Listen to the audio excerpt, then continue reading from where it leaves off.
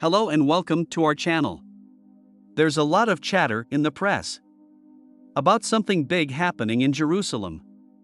The Third Temple has been discussed as a possible structure, a very significant location for many people. But wait, a conflict is brewing over the Temple Mount.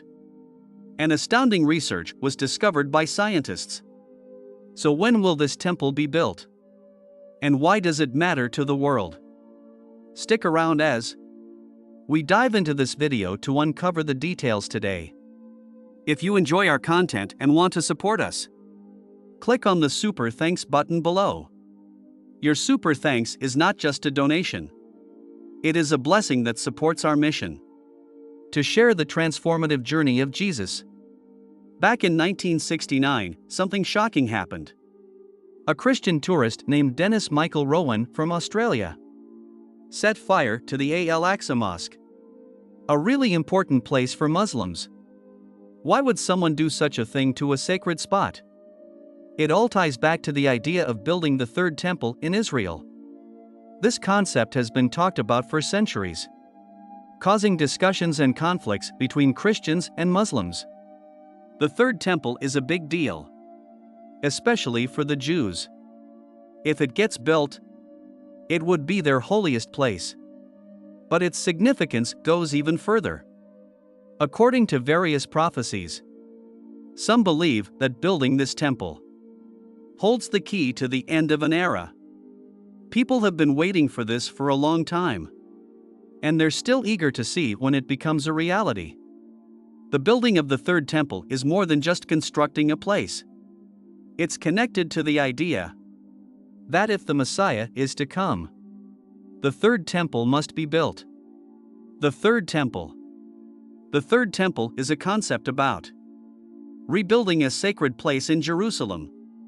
This hypothetical temple would follow Solomon's and the Second Temple, both destroyed in historical events, though not yet built.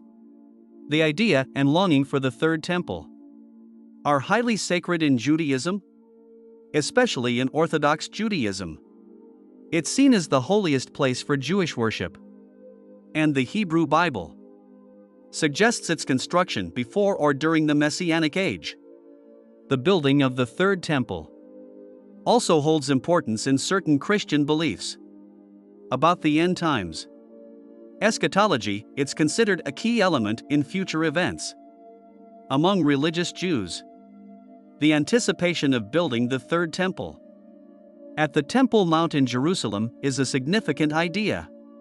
Significance of Third Temple. The idea of a Third Temple in Jerusalem is rooted in the belief that a new temple will stand there one day.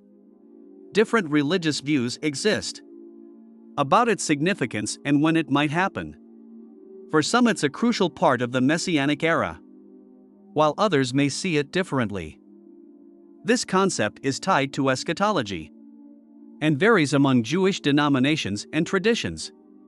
Temples are considered the dwelling place of God in Jewish tradition. The First and Second Temples were central to Jewish religious practices, symbolizing a direct connection between the Jewish people and God.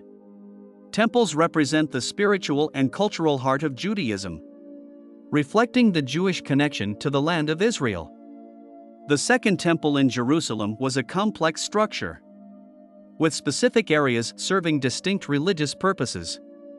The innermost chamber, the Holy of Holies, housed the Ark of the Covenant, a sacred chest holding the Ten Commandments. The high priest entered this chamber once a year for a special ritual. The holy place contained ritual items, like the golden altar of incense, the table of showbread, and the seven-branched menorah. The courtyard and rituals. The temple complex had a courtyard where various rituals, including animal sacrifices, occurred. The altar of burnt offerings was used for these sacrifices. Surrounding the temple were rooms for storage and various necessities for temple service. The first temple, Solomon's Temple, was built in the 10th century BCE on Mount Moriah, destroyed by the Babylonians in 586 BCE. It served as the central place of worship for the Israelites and house the Ark of the Covenant. After the Babylonian exile, the construction of the Second Temple began in 538 BCE, and it was later expanded by King Herod the Great in 19 BCE. This renovated temple, sometimes called Herod's Temple, served as a central religious and cultural institution for the Jewish people, until its destruction by the Romans in 70 CE. Since the destruction of the First and Second Temples, there has been a void in Israel. Despite the significance of a temple in Israel, the anticipation of a third temple has not led to swift construction. The complex nature of the topic, with various interpretations and beliefs, has contributed to the ongoing discussions and differing views surrounding the rebuilding of the Third Temple. And then there is an important thing: the temple location. The excitement about rebuilding the Third Temple got higher with the update on its location, which is closely linked to the city of David, a name found in many parts of the Bible, like 2 Samuel chapter 5 verse 9. In history and archaeology, the city of David is a crucial place in Israel, revealing secrets from the past through careful digging. In the pages of 2 Samuel chapter 5 verse 9, the mention of the city of David becomes like a guiding light, leading researchers to explore its historical and archaeological importance. The phrase "David built all around" is like a mysterious door, encouraging people to dig deeper and discover hidden stories.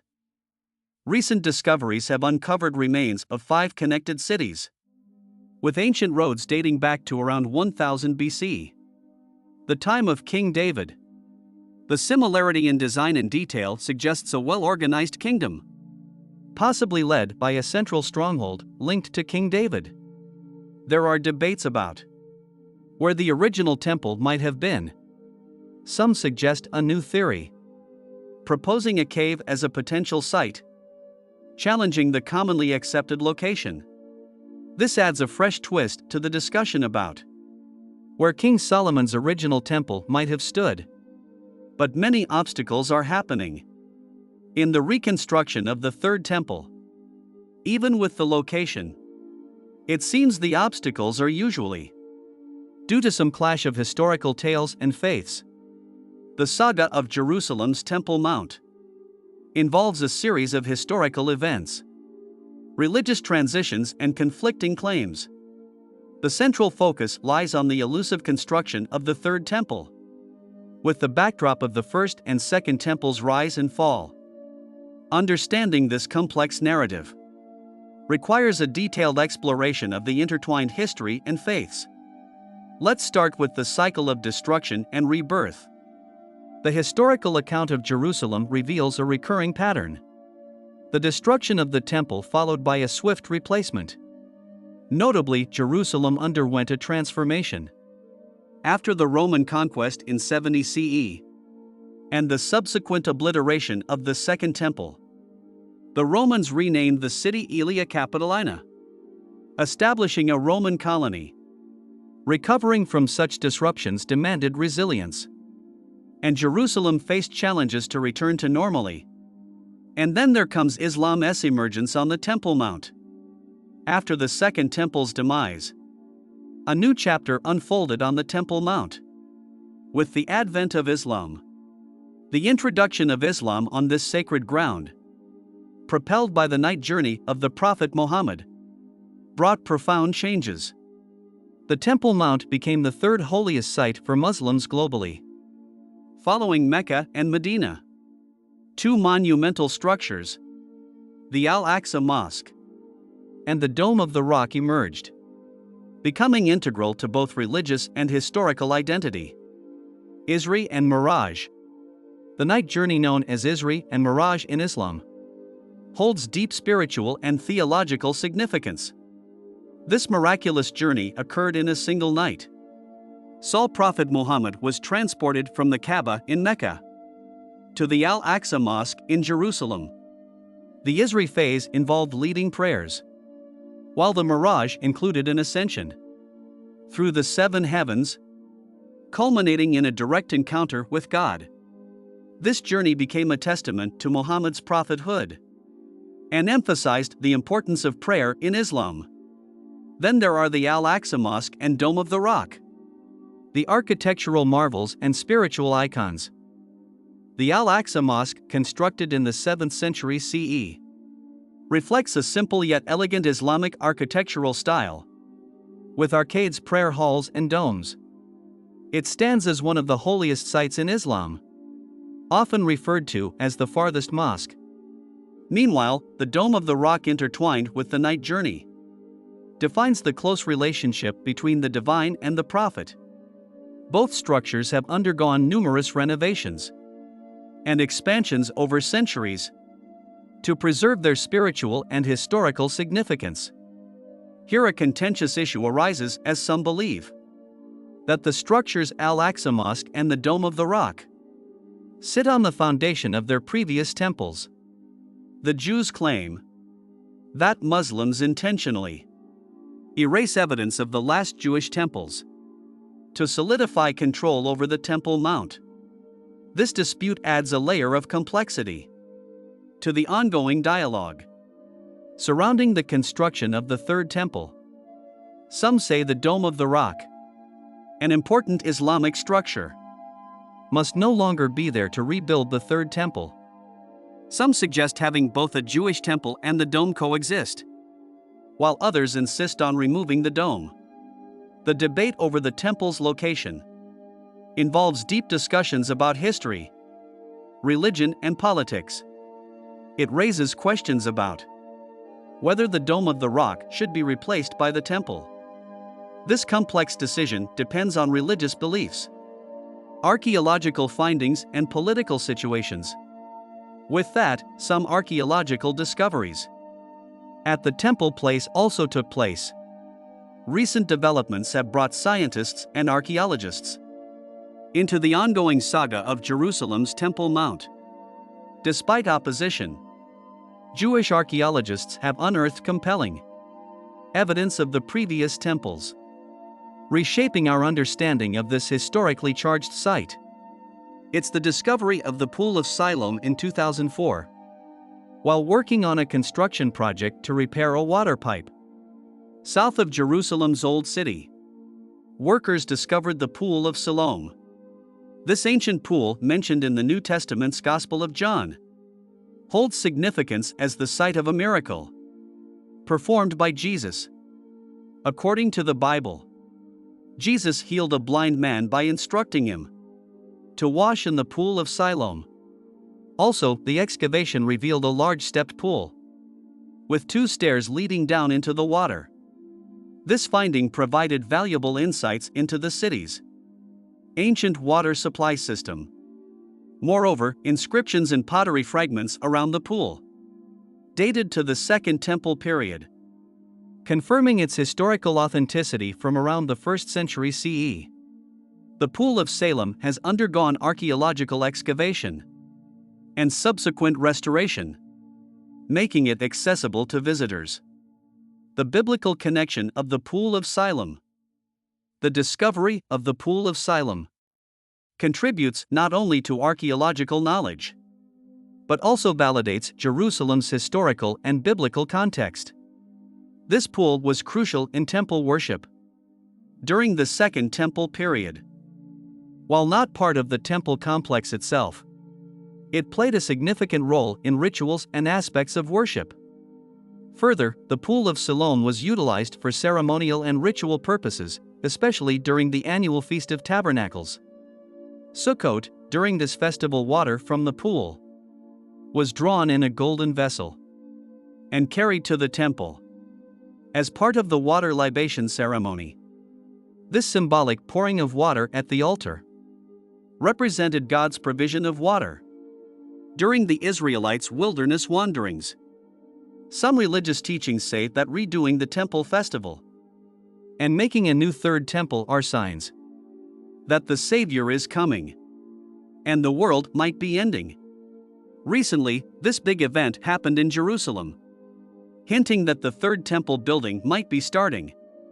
But it's not just about repeating history. It's a strong sign of faith and keeping things going. It's like bringing back old traditions from when the temple was around, linking what happened back then to what's happening now, and giving hope for what's ahead. The main part of this repeat is not just about constructing a new building. It's about bringing back something spiritual and cultural. The water ceremony is a big deal in this, where they ask for blessings and connect with something bigger than themselves. Doing this is like saying things will improve, and the future will be good and united. After the water libation ceremony, several events occurred the next day. It's important to know that this ceremony doesn't happen just once. It occurs every morning during Sukkot. To make it happen, priests get fresh water from the Shalom spring daily, so there's always enough for the special service. The religious things during Sukkot kept going with more offerings called Musaf offerings. They also say special psalms called Hallel that are full of praise, and there's a march around the altar where priests carry specific plants mentioned in Leviticus 23 verse 40. These rituals show how deep and together the festival is for Jewish people. Water is connected to being saved and has a deep meaning. A prophet named Isaiah said something beautiful about it with joy. You will draw water from the wells of salvation. In simpler words, water in Jewish thoughts means life getting clean and getting blessings from God. In the water libation ceremony, pouring water on the altar is a big way to thank God for giving us water, which keeps us alive. It's like a strong prayer asking for more blessings. Also, it shows how God's Spirit is pouring out, like it says in the Bible in places like Isaiah 44 verse 3 and Joel 2 verse 28 to 29. And more recently on October 12th. This special ancient water ceremony was reenacted in Jerusalem. Priests and musicians led the ceremony, going from Shahar Hashpat to Shach Salem Springs, an important historical place. At each stop, people sang, danced and played silver trumpets, following the lead of respected rabbis. When they reached Salem, they collected water in a golden jug and took it back to the mountaintop. They set up a model altar with leafy branches, just like in the old temple days. The ceremony ended with blessings and something called hacho, which happens every 7 years and is a special event. Even though the Torah doesn't say they have to do the water libation, it's a happy tradition that everyone celebrates. It used to last 15 hours in the temple and go on all night. People worldwide came to join the Sukkot celebrations, turning it into a big day of worship. For the last 6 days of Sukkot, they did the water libation and poured wine, keeping the temple traditions alive. So, while not frequently mentioned in the Hebrew Bible, the Pool of Siloam gained significance in temple worship. Ritual purification was crucial, and people would immerse themselves in the pool before entering the temple. This practice ensured ritual purity, a prerequisite for participation in various temple activities. The association of the Pool of Siloam with the biblical account of Jesus' miracle adds to its significance for Christian traditions. The pool served as a water source for the city of Jerusalem, vital for daily life and various ritual needs, including those related to temple worship. Its historical and religious importance during the Second Temple period underscores its role in the context of Jewish worship in ancient Israel. What do the prophecies say? Now let's explore what prophecies say about the Third Temple. It's clear that building the Third Temple isn't just a physical need. Rooted in Jewish tradition, it holds deep spiritual significance, outweighing all other reasons. In Jewish theology, Shekinah is crucial when discussing the Third Temple. Shekinah refers to the divine presence or dwelling of God. The word comes from the Hebrew verb shaken, meaning to dwell or reside. For Jews, Shekinah represents the divine glory or radiance of God.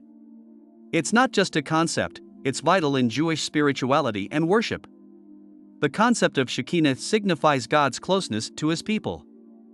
In Jewish traditions, there are rituals and practices designed to invite or experience the presence of Shekinah during prayer or worship. Lighting Sabbath candles, reciting prayers, or studying the Torah are some ways to connect with Shekinah. It's not something to attain, but is acknowledged and experienced through faith and devotion.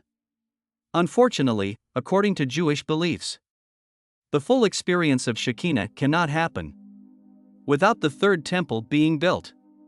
Shekinah serves as a reminder of God's proximity during moments of divine revelation, guidance, and protection.